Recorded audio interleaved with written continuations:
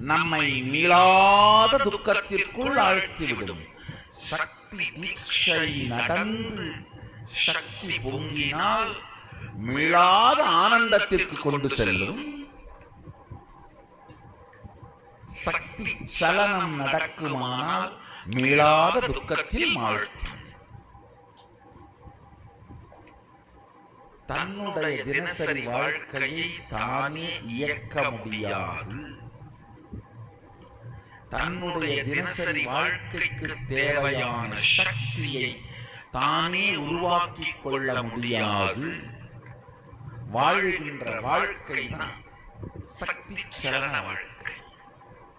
சக்தி சலனத்துக்கு இரண்டு பொருள் உண்டு.